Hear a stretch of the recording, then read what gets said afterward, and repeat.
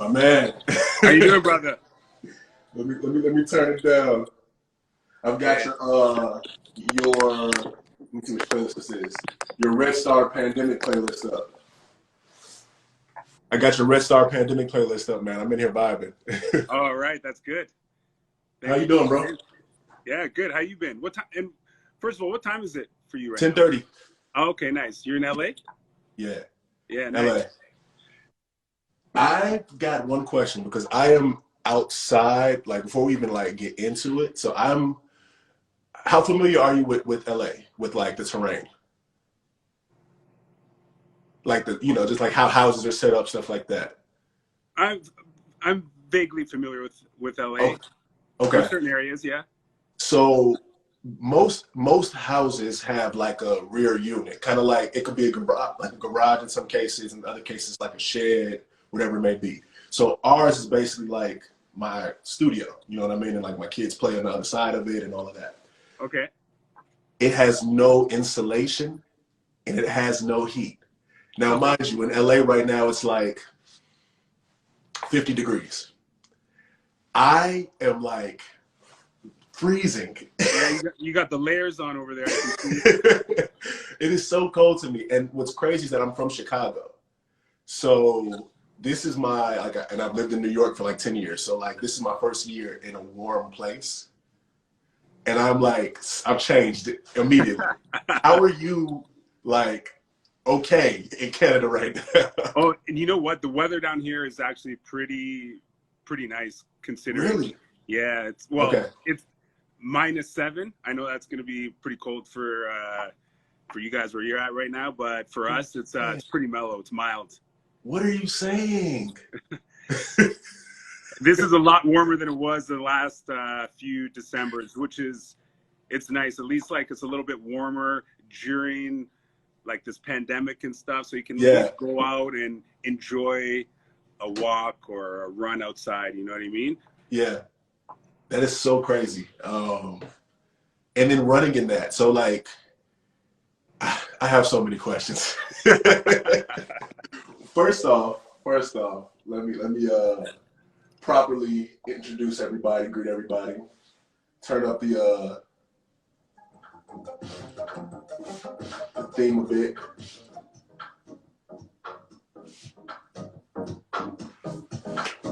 So, welcome to Warm Notes, everybody.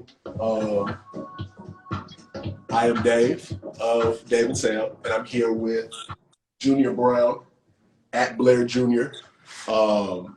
And what we do here is we sip warm drinks or, whatever you like. What are you having right now? I have some cold ice water. Some cold ice water. There we go. That's how they do. We sip and drink, and we talk about the things that kind of bring us together. Shared appreciation for the groove, similar frequency in terms of taste, and it's something that I can almost kind of see it and feel it through Instagram. I'm like, yeah, me and this guy. And then when I go and check out your playlist, I'm like, yeah, absolutely. We listen in tune to the same kind of music. So that's basically what we do. We just tap in about the groove and just kind of catch up and relate. And especially in a time like this right now, the pandemic, where everybody is just so spread out and conversations happen in just a variety of ways, Yeah, definitely. I think even with this pandemic and what's been going on, I feel it's been bringing a lot of people together. Like the amount of people that I've been meeting and networking around, like globally, just based from COVID, just exactly what we're doing right now. So, even though there's chaos and a pandemic and all that, you can still pull out like a lot of opportunity throughout that chaos. There's positivity every single day. You know what I'm saying? You just Absolutely. Every single day there is some sort of positivity. You just got to be able to sift through the dust and find it. You know what I'm saying? I hear that. Like this is positive right now. Just connecting with one another, getting to know one another, and getting to know the audience. Right? Yep. Absolutely. That's definitely part. just again, just that shared motivation, man, of just, making the connections, keeping it alive. Yeah. So Preserving the culture, brother. for real, for real. Absolutely. I have one question for you, just to kind of dive into things, because I'm so, everybody in music wears multiple hats. You have to, right? Yeah. Even if our hats match, everybody wears multiple hats. And I am intrigued, especially like myself, I wear multiple hats. I'm intrigued by the fact that you are an owner and operator of 3 venues. Yeah, so I own 3 spaces. Yeah. There's a coffee shop called Lockstock Coffee. Yeah. Then we have a bar and restaurant called Red Star. And then we have another spot called The Bower, which we recently converted into Chameleon during the pandemic, just to, navigate around the pandemic restrictions. So The Bower was like our main kind of like nightclub or hybrid nightclub, if you want to call it, because it was only 150 person capacity. So small space, has like a lounge feel to it, but you still have the dance floor and all. So yeah, we had to like switch things around just to get the doors open and still provide the culture for the people, provide that offering that people want. How has that pivot process? I mean, everybody has had to pivot in some way, right? But and you've definitely experienced it, I'm sure, with music, with DJing, gigs, all of that. But then on the same side of it, you are also a part of the industry that is impacted, in terms Definitely. of spaces and people being able to congregate, being places that, you think coffee, you think a bar, you think a restaurant. These are places where people congregate. So you're basically like a facilitator of connections, of culture, definitely in your town. So just pivoting from that perspective, man, what's that been like? Yeah, it was at the beginning, we just like majority of the people, you didn't know what the outcome was going to be like and like how long this pandemic was going to last for. Yeah. So initially, right when we shut down, which was middle of March, we took the opportunity to renovate the bar and restaurant Red Star. So we spent 3 months doing, all kinds of things, from like new washrooms, new floor, thinking that we'd reopen sooner than later. Then things continued to stretch out a little bit more, month after month. Now we're in like the 5th or 6th month, and we're like, oh man, we haven't, we need to get the ball rolling and start generating some revenue. So the first place we opened was the coffee shop, which we share the space of Red Star, the bar and restaurant. So we open up that place first. Then we open up Red Star after, maybe about a month after we opened up the coffee shop. But then the Bower, which converted into Chameleon, we didn't open that up till September. So about mid-September is when we opened it. Yeah, we wanted to like wait it out a little bit just to kind of see how things played out when they said, you know what, you can open up bars and restaurants. So we just wanted to see how things played out with other bars and restaurants. And then we just wanted to make sure it felt right for us and it felt right for the staff to make sure that they're ready to come and be kind of like the frontline workers in the industry during this pandemic, right? So all our staff were really cool and really supportive and really excited to come back to work, and especially the Chameleon. And they were really excited to come back and experience the space, music especially, because that was a big thing that people were missing, and you see like there's so many live streams going on, and a lot of people are tuning into live streams or just tuning into playlists and stuff, but to actually go to a venue and see somebody play the music is almost like foreign for people, you know what I mean, at the time. So when we reopened, we had a lot of community support, which was great. We had to shut down now. Oh, okay. Yeah, so now we're in our second lockdown here in Alberta. So the entire province is in a lockdown, which started It started in mid-December, and it's going to go Okay. on for a month, and then they'll just reassess the situation and just see if they need to continue those restrictions or open things up again. But Yeah. honestly, I feel like they'll probably continue the restrictions, and even if they say, you know, you can or we can reopen up the bars and restaurants, we'll still do it very slowly and just want to make sure that it feels right. The staff Yeah. are ready, and then if the community and if they're ready, you know, it's like we got to make sure that the people are ready to come and feel safe and, you know, and are excited to come out. Word. Question about your path. Are you a serial entrepreneur, or is this a new space for you? Oh, but we've been at this for close to 20 years. Awesome. Okay. Yeah. So my two business partners, they're my two best friends Got it. from high school. One guy I've known since we were in grade one. Day ones. Yeah. So he actually lives in Los Angeles. Okay. Yeah. So he's been out in LA for close to 20 years now. Okay. Wow. Yeah. So he's does the acting thing down there. He's on Young and the Restless.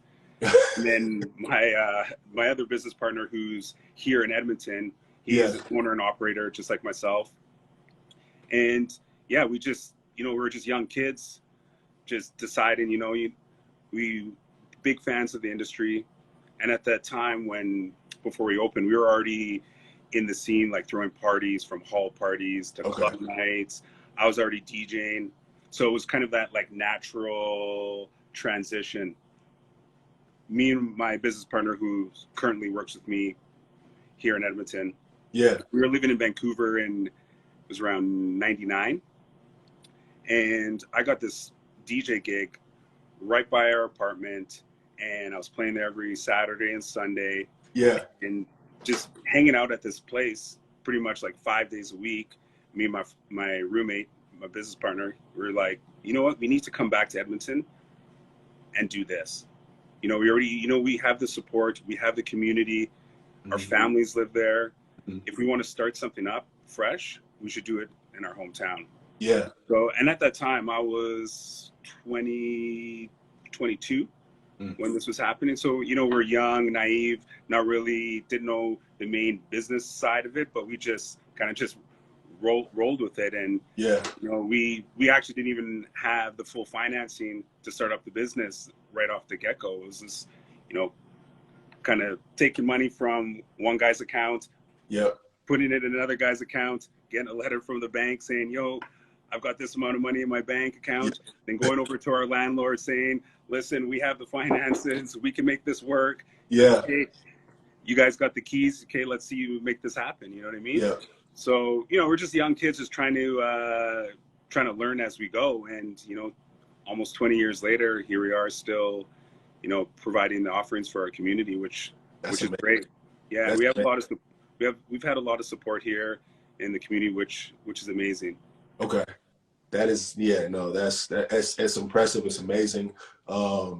Yeah, I myself am an entrepreneur. Like, outside of music, I'm also like a product designer and web developer, and I've been doing, you know, creative direction and consulting for years, and in corporate spaces. Right now I'm doing it in like the tech startup space, you know, out here. So it's always interesting to me, because I think that when you, the type, I guess the things that people are kind of interested in outside of music oftentimes inform something, you know, inform things about their personality that kind of indicate what you're getting from their craft, if you know what I mean. Yeah.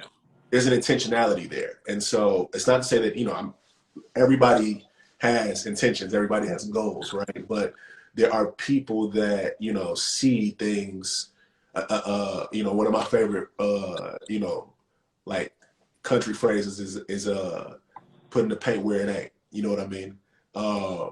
You see there's a need, and this need lines up with a passion. Exactly. I'm going to fill that need. and I'm gonna figure it out. You know, I may not have seen how this was done before. I may not have had a blueprint on how to go about achieving this, but like, you know, enough know-how, enough research, enough, you know, intuition and enough intention, and you can figure it out, you know. And so yeah, cheers, bro. Thank you, I appreciate that. And Yeah. the thing that you said is like the passion, you know what I mean? It's just Yeah. like figuring out first of all, figuring out who you are, knowing Absolutely. yourself so well, what you're into, what you're not into. And for myself, I knew that was music at a very young age. Growing up in a Caribbean household, dad's from Jamaica, mom's from Trinidad.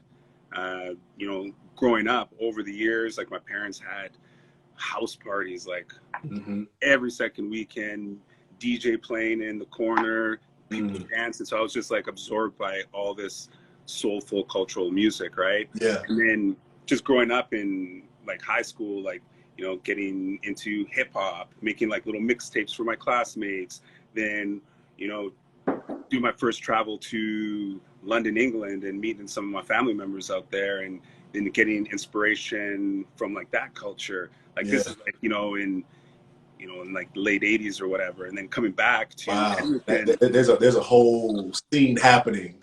Oh yeah, definitely. Late 80s. Yeah, internet wasn't around. It, you know what I mean? It's just like you need to go to certain cities to experience that culture, right? You have to be engulfed in it. So, traveling to places like London to go visit family and coming back to Edmonton, I always wanted to share the cultures, share the things that I've learned, and share the things that I'm into.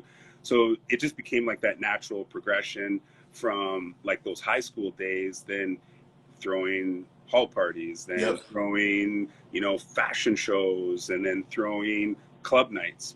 Then from there, moving to, for us, the bigger city would have been like Vancouver. You feel like you've reached this point in your hometown. You're like, okay, I want to move. Need to get out of here. Yeah. And to get more exposed. So moving to Vancouver was like our next step. And that was just like a quick little platform where we were there for only 6 months, where we realized like we need to go back home and actually really do something, because there was a void in our city for that type of venue that offered the culture that the people wanted. Whether it was house music or hip hop, or even like just design, like interior design. Like there was nothing in our city that like paid really close attention to space design, right? So we came in and brought in all these different elements, and we were the only ones in the city at the time that was doing that, right? So just from there, it was just like a constant progression and journey. And we've had like our ups and downs, which with any type of successful business, it's like you gotta go through the shit to get to the sugar. You know what I mean? Seasons, man. Yeah. That's impressive, and I thank you for sharing that, man. What is your favorite warm drink at Lockstock? Oh, it's definitely a Gibraltar. Okay, break that down for us. So Gibraltar, do you know what a Gibraltar is? Yeah, so it's like a cortado. So it's 2 ounces of espresso, which is a little bit of steamed milk. So it's almost like in between the cappuccino and macchiato. Okay. So I always start my day with a Gibraltar. Gibraltar. Yeah. In case I forget, go ahead and write that down. I'm gonna find this Gibraltar. What kind of coffee do you drink? So I typically drink black coffee. When I'm feeling fancy, I drink like a dirty chai. I like to sample different, like locally brewed, but like specifically black owned brands and businesses. So there's a few out in LA, like Hilltop produces their own. And then in the Bay, we actually went to the Bay to pick up some Red Bay coffee. That's like, my wife and I give kudos to her because she's even more of the adventurer, but like, we're just that intentional about, what we keep around us and curating our spaces and so on. So I like the taste of coffee. You know what I mean? Yeah, especially when it's good coffee and it's poured right. You know what I'm saying? Yep, yep. So that is, yeah, but I'm not always, hip just again to the name. So one of the things I tell you about myself is that I ask, like, this is very natural for me. Everywhere that I go, that I interact with somebody who does something that I am either like aware of, mindful of, and just like even slightly curious about. If they look even remotely like they know what they're doing, then I just ask them questions about what they do because I like to know things. Yeah, you're a curious brother. I love that, man. That's all. You know what I mean? I like to know things. I like to, and then be able to, kind of take something, kind of take a note, have it, and then 5 years down the line when I have to create something from the perspective of that person, or in collaboration with that person, or somebody like that person as a client, you know what I mean? I have a frame of reference, so yeah, I appreciate that. Yeah, no problem. Tell me this, what is the warmest record that you can think of? The warmest record. Oh, Brooklyn Roast and Co. Yeah, that's a good one. That's a good company. I like their stuff. Somebody in the comments. Yeah, the warmest record. Oh, what up, kid? That's a tough one right now. I can't even give you the warmest record. Yeah, a warm record. Any record that immediately right now you can think of that feels cozy.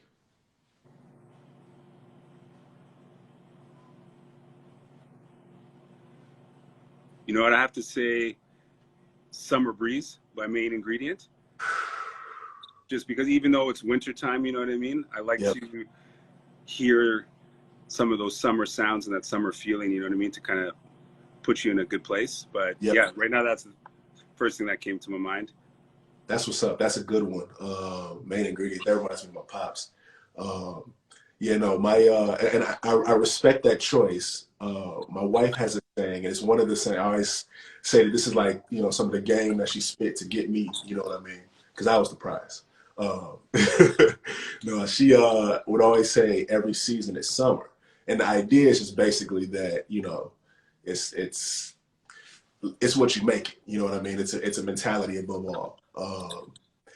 And this was at a time we were living in Brooklyn, New York, and then plotting on moving to Montreal, I think it was like the Mount St. Louis neighborhood or something like that. Had the whole scene laid out, and then we're going through like our first New York winter together.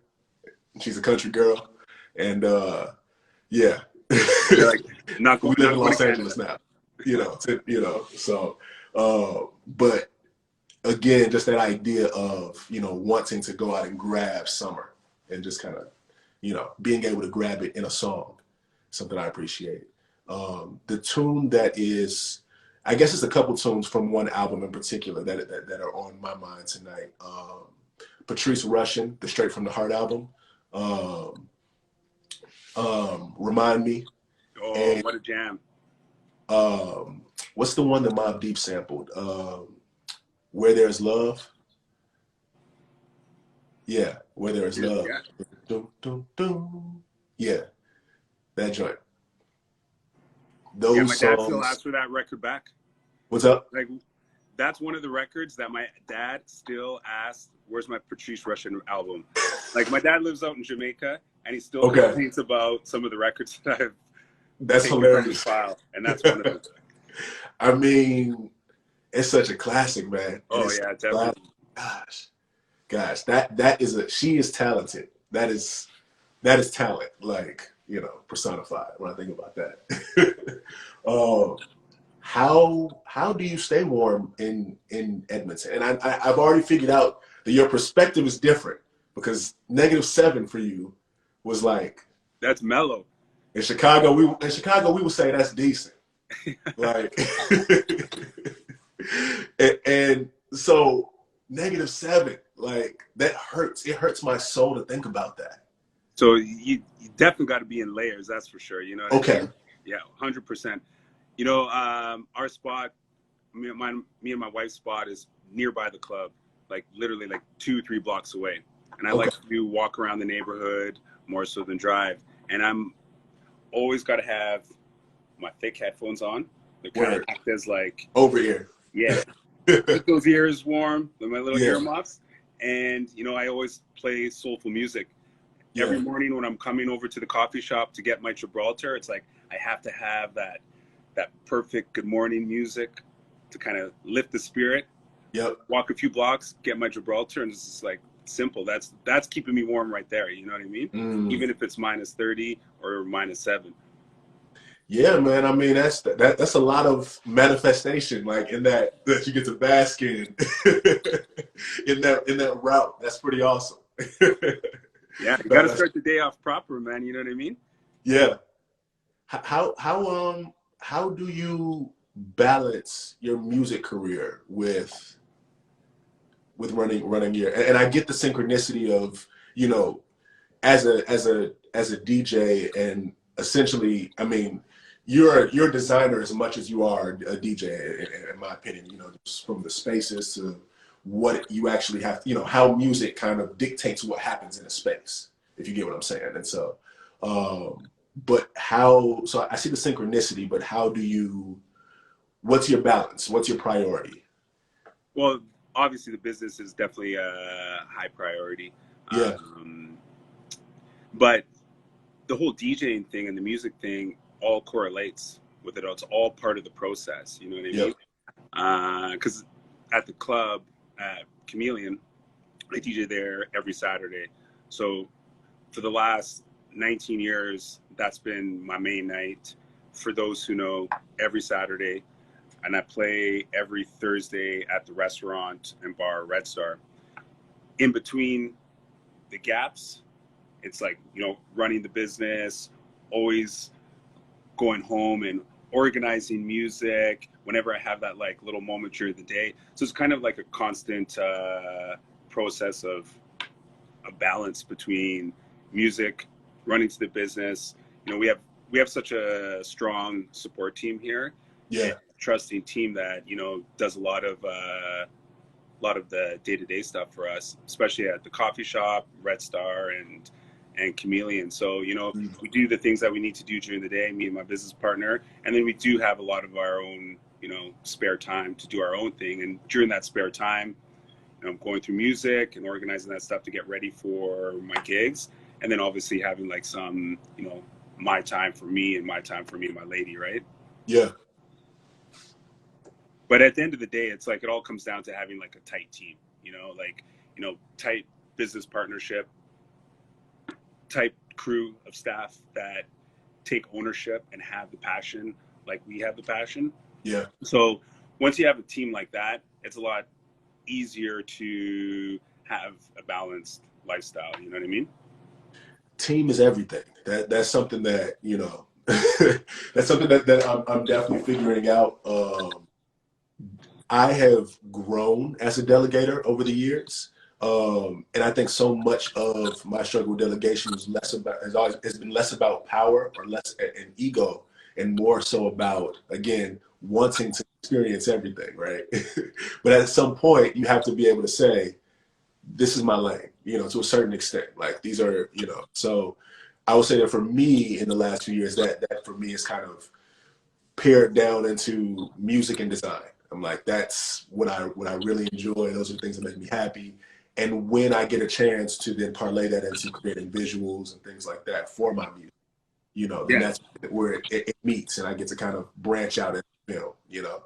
But it's still based around those two centers, you know. But it's taken me a long time to figure that out. Yeah, and like I do the design for all our businesses as well. So all the graphic design, you know, I deal with like all the, you know, the communications with the social media accounts, and then obviously do like the day-to-day work and then the DJing. But it's like I've kind of figured out my pattern. I've got a pretty smooth schedule during the week. You know, certain days I do certain things. So at the end of the day, it's just like, you know, you got to have a good balance of time, and just like I said, have a tight team around you that can, you know, that can delegate as well for you. That's dope. What are you listening to right now? You know, I've got in the background, I've got one of my old mixes from Red Star. Okay, word. But you can hear the music in the background? Oh no, so that was actually like an existential question. Oh, okay. But you answered it finally. Okay. So what am I listening to right now? What kind of? Yeah. Well, this year, 2020, in terms of like, you know, something a little bit on the alternative tip, Salt was like, oh my God. Yeah, like that. They Amy Fisher, what up? Pardon me? Just shouting out the commenter. Okay, Yeah. Yeah, Salt is, you know, hit it really good for me. Yeah. Like during the start of the pandemic, I was kind of like digging around like a little bit more, just like different sounds to kind of incorporate to my mixes, whether it's at Red Star or even when we reopened Flower into the Chameleon. Yeah. So, you know, I was getting a lot of influence from different types of DJs or different artists. Like Krung and Bing was another cool band. You know, hit it pretty cool this year. Their album with Leon Bridges. Oh yeah. Oh, go ahead. Yeah. Talk about warm. Yeah, definitely. Yeah.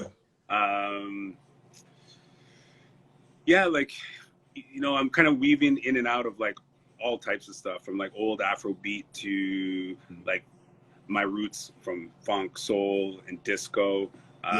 In terms of like house, like, you know, not only am I hyped with the Dave and Sam boogies, you know what I mean? I gotta say, you know, the stuff that you guys have been putting out has been fantastic. Thank you. And you know, it's the thing that really hit me were the vocals. Like that was like the first thing that just like instantly I was like, who are these guys? Was that, I think it was a Derek Carter remix was the first thing that I heard. That goes back. That was like that's like the bootleg at this point. Like you can't get that anywhere but vinyl. Now. Yeah, so that was the first thing I heard. I was like, holy shit, man. Like, who are these guys? And then and every single time that I saw your guys' name on any of like the promo stuff, I was just like, yeah, man, like these are guys to pay attention to, you know what I mean? And it's just like, I love that. I love that spoken word rap harmonious flow over top of house. It actually reminds me of when I first started DJing. I had a really close friend of mine who now lives out in Berlin. But this one night when I was DJing, he's like, yo, man, you got a microphone here? I'm like, yeah, I got a microphone here. And then the brother just starts freestyling over top of my beats. And I was just like, yo, man, this is fly. People were going crazy over it. And then we started getting booked as like a duo where he would just like freestyle over top of my music. So when I first heard like the sound of your voice and then the flow of it, it was like, oh man, this kind of like hits home and like really good for me. So it was instant. I'm gonna tell you what's so fascinating about that particular story, and it goes back to like my hypothesis about frequencies, you know, and about us just like certain people navigate on a very similar frequency. That's essentially how Sam and I got started. Okay. Like what you just described is essentially how we got started. Sam and I, and I'll, you know, give the brief version, but we had a mutual homie who was singing, and I was in a rap group called the Paxtons with my childhood bestie. And Sam basically was DJing for our boy who sang with us every now and then. And so at one point, of course, in Brooklyn, those worlds collide, you're all on the same set. And he was also mixing throughout, you know, the rest of the night. And watching him mix and just kind of listening to the selections, I was like, this, you know, again, when you're a designer, you know a designer when you come across a designer. And I'm like, he's curating this. Like, this is a scene right now. This is pretty epic. And I let him know that. I kind of walked up and just kind of gave him his props like, yo, you got it. We, very soon after that, ended up, you know, hitting him up to support us on our hip hop shows. And then in those sessions, you know, oh, you make beats too? Okay, cool. And so It was, you know, Sam had this whole diverse kind of space, but he was mostly existing in a hip hop world, basically in Brooklyn at the time. And so that was that. Maybe a year into that, you know, I pull up at one of his parties at a space that we were both throwing DIY party. Like we both had event series going on at the same time. And in mine, I basically would perform at my event, at my own event, book all the acts, you know, out of the community essentially, and then would MC throughout the night and host, you know. And so Sam would also have a similar kind of thing in the same space, but it was just mostly DJ sets. I crashed his one night, and he starts playing like Chicago house, Chicago foot, like deep house, like footwork, you know, just the whole spectrum of it. And I'm like, yo, we were drinking something a lot stronger than this, you know, at the time. And I'm like, yo, let's go. And basically crashed the set. And I'm up there freestyling, my boy is up there footworking. And basically like a day or two after that, Sam hits me and it's like, look, I got some beats for you. I feel like I've been sitting on a very Chicago inspired deep house, you know, batch. And I think this can work. And the first track he sent me was You the Shit Girl. Oh, okay. That was like 2012. Oh, damn. Yeah. So. Yeah, that's amazing. Just like that natural process, you know what I mean? Yeah. Yeah.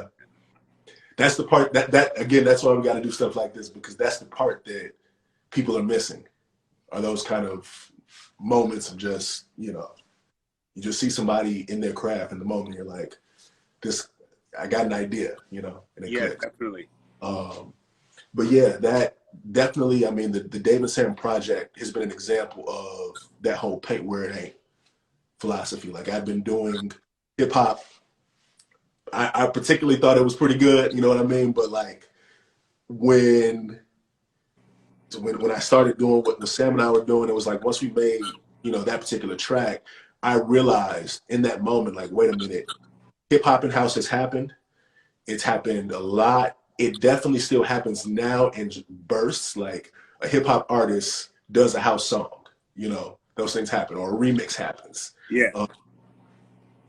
But it just, I felt like it's been a long time since somebody just tried to make a very thoughtful album set to dance music tempos that was still like lyrically, you know what I mean?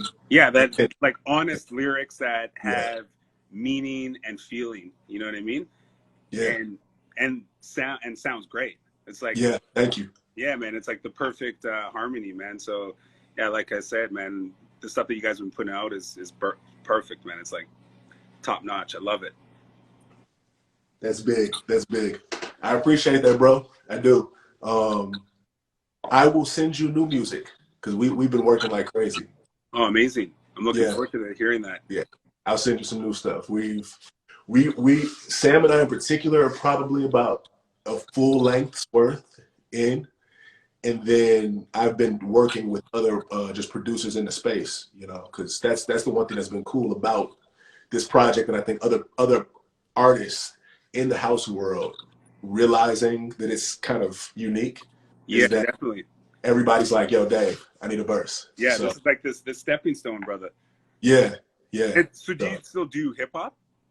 So I still do it, but it's funny enough now. It's like I used to get hip hop beats from a few different, you know, corners of my network, you know, in my emails probably monthly. I don't even get them anymore. Like it's a lot of the new producers that I've met on this, you know, dance journey. But then now my homies are inspired and are like creating dance tracks. Okay, nice. Things in this space, and you know, so that's been really fun to just kind of see that shift. And for me, again, I'm from the South Side of Chicago, so it's like this idea. It's nothing new in my head. You know what I mean? It's nothing. You know, there's always a point where people are like, oh, they're grabbing for EDM, or a rapper is kind of grabbing for this space. But I'm like, nah, this is actually kind of what we were always, like, where I'm from. Like, this is actually kind of our birthright. So yeah. You know, another cool vocalist is like someone like Kid Enigma from Chicago. Yep. You know, and it's kind of like has that same kind of like feeling of that hip house flow. But yeah, no, I love that style, man. Like hip house for me is like, you know, I love hearing that spoken word style vocal, especially something that has like meaning and feeling, and it's not like some cheesy ass soulless vocal. You know what I mean? I mean, I definitely had a point when I was kind of mood boarding the records where I was like, if Gil was still here, Gil would definitely be doing, like, he'd definitely be messing with house. If not some kind of like, you know, just modern jazz fusion, you know, trip hop, just some kind of something in that space. And so what would that look like? You know what I'm saying? If you're like coming from this era as opposed to from, you know, where rap was for him. But like, what would that look like with like today's cadences, with, you know, today's like polyrhythms and you know, all of that? Like, what would that look like? And so it really was like kind of a science experiment that I just felt like has really been fun. It's like it's been fun to kind of put all that together and then just have this thing that, again, it sticks out a little bit in the space, you know. Mm-hmm. And that's what I enjoy. Yeah, like the track Facts. Yes. that is, I'm proud of that. That, the video, all of that. That's, yeah, man. That is definitely one that, I mean, that video, I don't know if have you seen it? I haven't seen the video, no. I won't say anything about it. Watch the video and just hit me back on Instagram. Yeah, definitely. But I mean, everything about that tune, man, is my soul went into that. And that was very Gil Scott inspired. Like, that was, you know, direct response to what was happening politically at the time. And again, I had, and actually shout out to Kendrick Lamar too. Kendrick was somebody who I heard, I would say maybe To Pimp a Butterfly, and I was like, okay, we're gonna shift battle rap to being like, I'm battling the system, or I'm battling against the institution. Like, battle rap won't be, I'm battling another rapper anymore, or taking somebody's girl and all of that. Like, nah, like, I'm about to battle rap against white supremacy. And like, all of that was kind of floating in my brain at the time, and that was that. Well, the outcome was great. Thank you, dude. Thank you. Yeah, that was that. And Sam, kudos to Sam on that. The production. I remember coming into his crib and like he was playing around on the roads, and I was just like, "What is this?" And yeah. So Sam does more or less the beat production, and then you just do the vocals in the back. Yeah. It's a very kind of old school MC producer, you know, combination.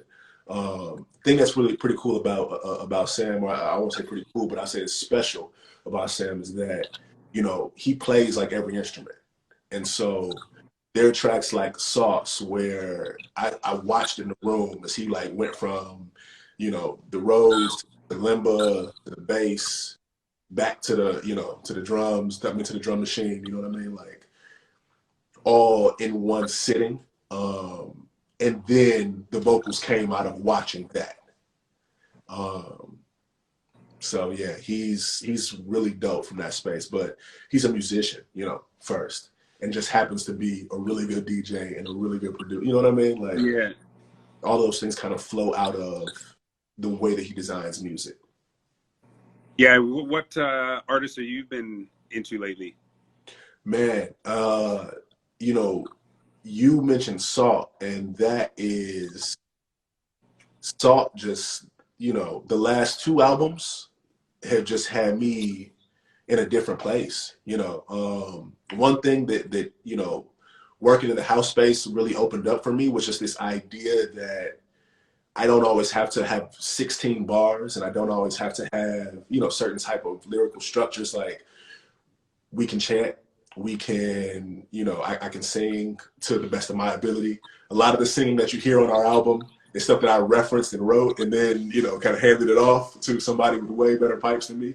But just that I could exercise all of those spaces, and so that album or those albums, I mean, it's groove on top of groove, but it's literally like 3 hours of really soulful, beautiful, and well structured but simple protest music. Yeah, that's a feat. Like, I don't think people are talking about that as a, how much of a feat that is. Like, that's Grammy album of the year. Was it Juno? Yeah, Juno's in Canada. Yeah. To this day, we don't even know who all the artists are within Salt. Yeah. Like, yeah. And somehow they're managing that in the social media era. What's that? Somehow they're managing to be anonymous in the social media era. Like, how's that possible? Yeah, I know. And are they from the UK? Or are they American? Yeah. UK. I do think they're all from the UK.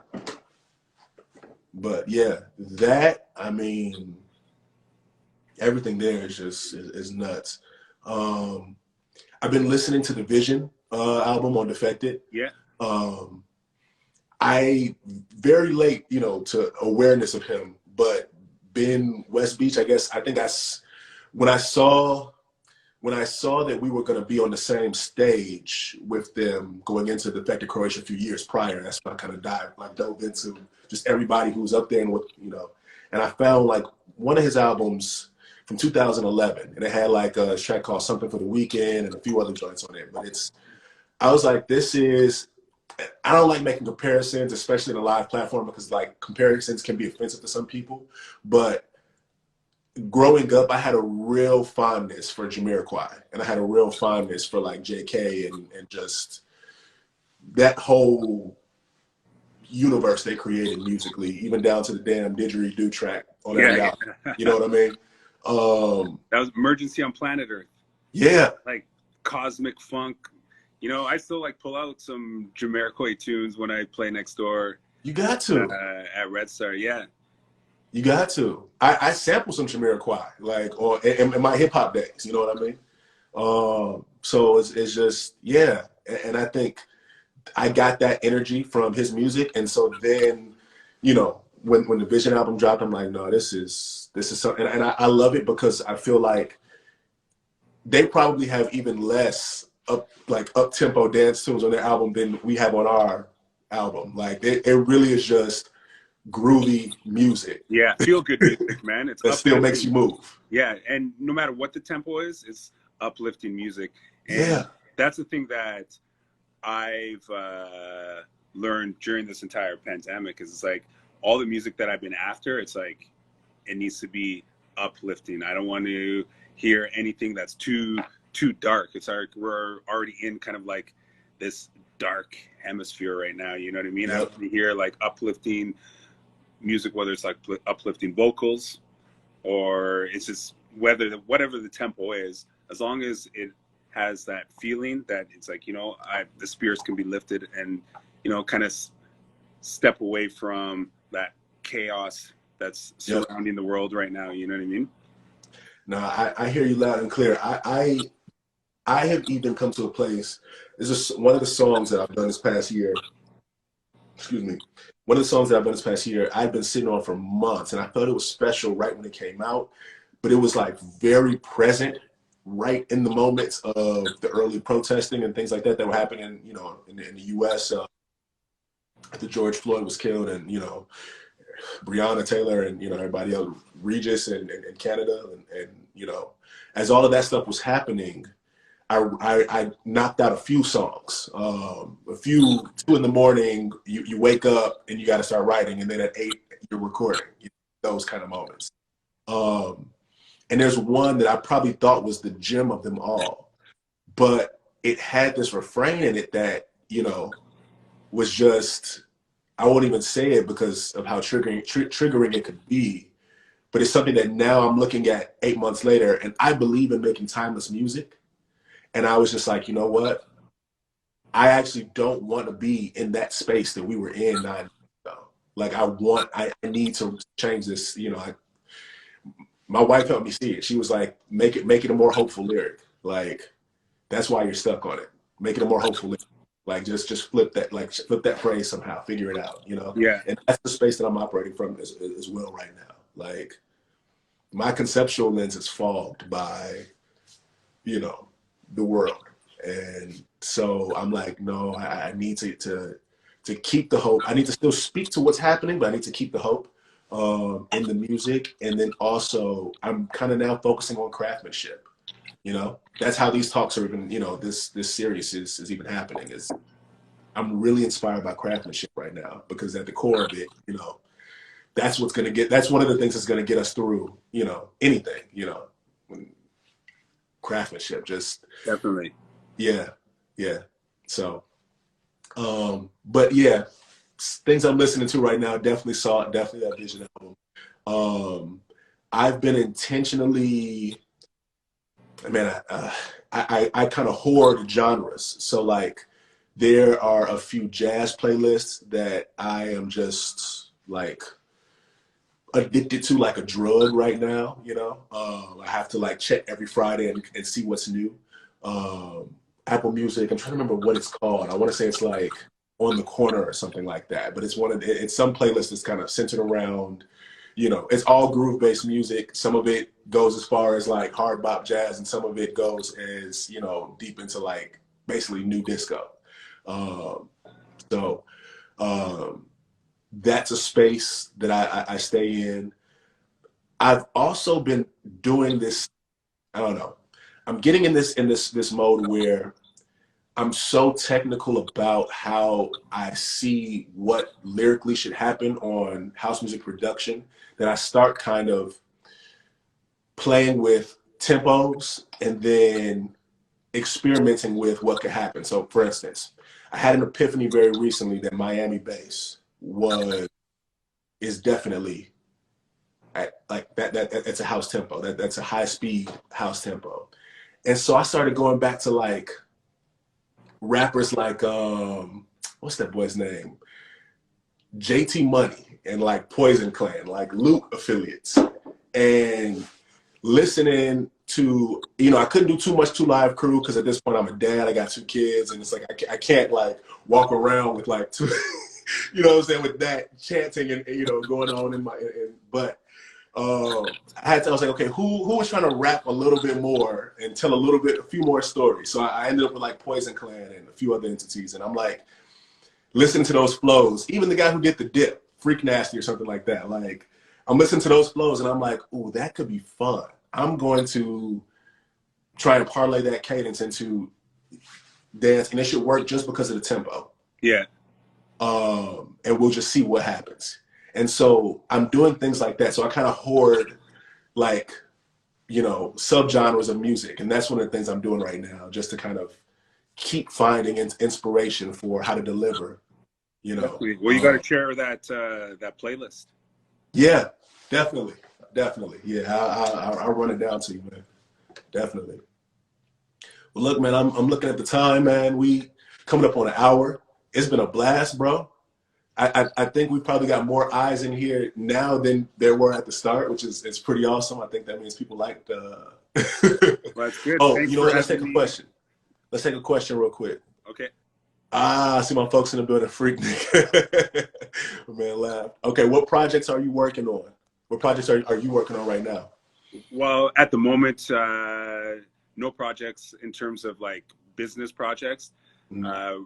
For 2021, it's mainly going to be just trying to get the slow burn happening and get the businesses reopening, continue staying connected with our audience and networking with different people, and just like preserving the culture, right? But in terms of like new projects or new ventures, we're not going to be dipping into anything right away. It's just mainly just, you know, we got to get out of this portion of where we're at and then just get the businesses going, and then we can move from there and just decide what we want to do. Like we have some other ideas, like, you know, maybe doing another venue, but you know, that time will tell, you know what I mean? We'll see what happens. Word. Hey, based on everything that I've seen and heard thus far, I know that if you want it to happen, you're going to manifest it. So yeah, but it's for you, it's going to be for you. Yeah, definitely. But No, yeah, oh, go ahead. What are you I gonna was say? gonna just say thanks for reaching out and Yeah, inviting me to come and have a chat with you guys. yeah, man. Let's stay connected. Let's stay connected. You know, let's send music and you know, just stay tapped in. That's definitely one of the things that I am kind of committing to for 2021 is just you know, tapping in with my folks, and then also being more respectful of, you know, the fortune, I guess, of the network that, you know, we have just through music. Music gives us such a network, you know, from in so many levels. So one of my goals is to just kind of really tap into that and just see where that takes us in the new Yeah, year. yeah, definitely. So be well, stay warm. I will. You especially, Yeah, Mr. Below 7. yeah. No, I'll be good. I'll be good. You know, it's New Year's Eve, so I know it's going to be a quiet New Year's Eve for majority of the people. Yeah, But you enjoy the thank you. final hours of 2020 with your family. Man, you know what we're gonna be doing? It's our tradition. Mood boarding, or I guess vision boarding with the kids. Oh, nice. So How we all old are the set up, kids? How old are the man, kids? 6 and 7. Oh, beautiful. 6 and 7. So we set up around the table, cut up, you know, tons of magazines, and then just literally, you know, create the vision for the year. And then it's fun. We frame them, hang them up in the house, and it's fun just going through the year. And like the kids will look and be like, "Oh, you did that, Daddy. More content. Yep. Oh, you did that. How did you get better skin? I can't tell."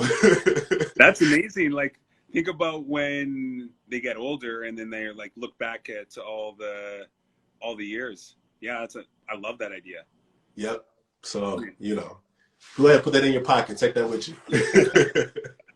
But yeah, no, that's what we'll be doing. So, yeah, today, I was about to say tomorrow. Today is going to be about reflection. You know, just really in my house, I can say, you know, being thankful for the fact that we, you know, are still afloat. We still got our health, you know, and have probably actually become stronger in our unions and in our dedications to our crafts. Yeah, I think, you know, due to the instability of the environment, you know. definitely. I think 2021 is going to be definitely a big year for a lot of people. Yeah, yeah, I agree. I think we'll see the hopefully, you know, the better sides of ourselves, you know, flourish everywhere. Yeah, 100%, man. So we got some love in the comments. Truth, my family, word, grateful for you, man. Thank you. Not grateful. That does my heart so good. Oh, it's a blessing to be a blessing. So yeah, we're gonna end it on a positive one. Good night. Oh, and just so that you know, I'm sipping on some Mikey Tea. It's a new tea brand out of New York City by a DJ and producer named Mike Nasty, who's got some really dope house that you should check out. Yeah, I'll look into that. Yep. So yeah, and hell, check out his tea too, because y'all have a coffee shop. So good night, take care, and peace be with y'all. Definitely. We'll be in touch. Thank you. For sure, man. Okay, Happy New Year. Yep, Happy New Year, brother. 2021, let's get it done.